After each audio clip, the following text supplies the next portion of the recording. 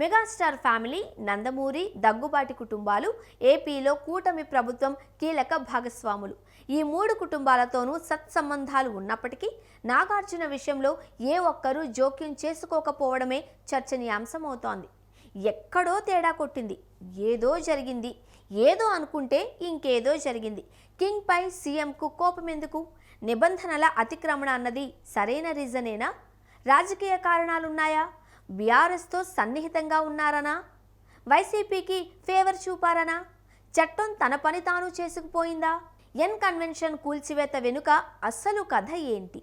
హైదరాబాద్లో చెరువు ఆక్రమణల కూల్చివేతలతో హల్చల్ చేస్తోన్న హైడ్రా హీరో నాగార్జున ఎన్ కన్వెన్షన్ను నేలమట్టం చేయడంతో రెండు తెలుగు రాష్ట్రాలలో హాట్ టాపిక్గా మారింది. ఎన్ కన్వెన్షన్ ఆక్రమణలపై చాలా కాలంగా ఫిర్యాదులు, వివాదాలు ఉన్నప్పటికీ హైడ్రా ఏర్పాటు చేసిన కొద్ది రోజుల్లోనే ఓ సెలబ్రిటీని టార్గెట్ చేయడమే చర్చనీయాంశంగా మారింది. హైదరాబాద్ నగరంలో చాలామంది బడాబాబులు, రాజకీయ నేతల ఆక్రమణలపై ఉక్కుపాదం మోపుతోంది హైడ్రా. సుమారు నెల రోజులుగా 18 ప్రాంతాలలో ఆక్రమణలను గుర్తించి 44 ఎకరాలకు విముక్తి కల్పించింది. ఇదంతా చట్టపరిధిలో జరిగిందా లేదా అనే అంశంపైన, ఇందులో రాజకీయ కోణం పైన ఎవరికి తోచిన విధంగా వారు చర్చిస్తున్నారు. అయితే హీరో నాగార్జున ఎన్ కన్వెన్షన్లో ఆక్రమణల తొలగింపులో ఖచ్చితంగా రాజకీయ కోణం ఉందనే టాక్ వినిపిస్తోంది. ఎన్ కన్వెన్షన్లో ఆక్రమణలు ఉన్నాయి అని 2014లోనే గుర్తించింది అప్పటి ప్రభుత్వం. కానీ తన పలుకుబడి వల్ల, న్యాయ పోరాటం వల్ల ప్రభుత్వం ఎలాంటి చర్యలు తీసుకోకుండా ఆపగలిగారు నాగార్జున. ఇదే సమయంలో అప్పటి నుంచి నాగార్జునకు గత ప్రభుత్వంలో పెద్దలకు సత్సంబంధాలు ఏర్పడ్డాయంటున్నారు. దీనిలో భాగంగానే హీరో నాగార్జున మాజీ కోడలు సమంతను తెలంగాణ బ్రాండ్ అంబాసిడర్గా నియమించారని చెబుతున్నారు. ఇక ఇదే సమయంలో బీఆర్ఎస్తో సన్నిహితంగా మెలగడం వల్లే ఎన్ కన్వెన్షన్ ఆక్రమణలను తొలగించడం లేదు అని టీడీపీ ఎమ్మెల్యేగా అప్పట్లో విమర్శలు గుప్పించారు సీఎం రేవంత్ రెడ్డి.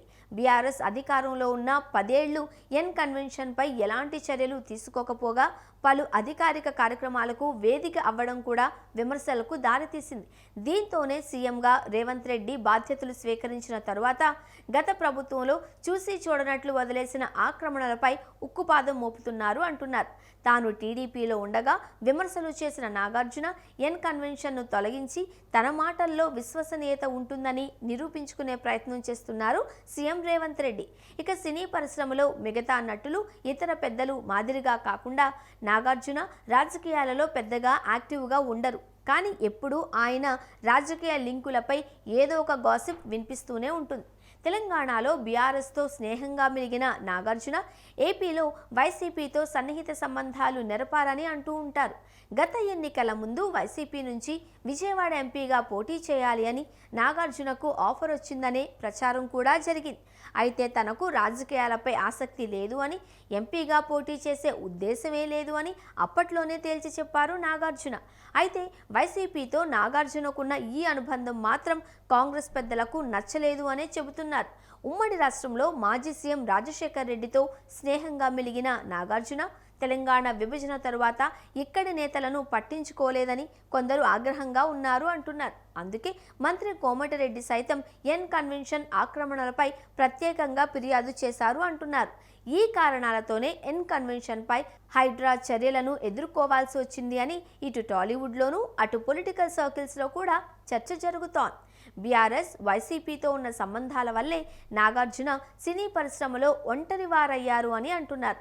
ఆ రెండు పార్టీలు కూడా నాగార్జున తమవాడు అని చెప్పుకోలేకపోతూ ఉండడంతో పెనం మీద నుంచి పొయ్యిలో పడినట్లు తయారైంది నాగార్జున పరిస్థితి.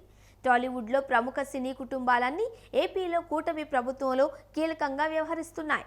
అదే సమయంలో తెలంగాణ సర్కార్తో మంచి సంబంధాలు కోరుకుంటున్నాయి. మెగాస్టార్ ఫ్యామిలీ, నందమూరి, దగ్గుబాటి కుటుంబాలు ఏపీలో కూటమి ప్రభుత్వంలో కీలక భాగస్వాములు. ఈ మూడు కుటుంబాలతోనూ సత్సంబంధాలు ఉన్నప్పటికీ నాగార్జున విషయంలో ఏ ఒక్కరూ జోక్యం చేసుకోకపోవడమే చర్చనీయాంశమవుతోంది. ఇలా రాజకీయంగా, పరిశ్రమ పరంగా ఒంటరిగా మిగిలిన నాగార్జున న్యాయ పోరాటాన్ని మాత్రమే నమ్ముకున్నారు. ఏది ఏమైనా హైడ్రా యాక్షన్తో కింగ్ పొలిటికల్ స్ట్రాటజీయే దెబ్బ కొట్టిందా అన్న అనుమానాలే ఎక్కువయ్యాయి.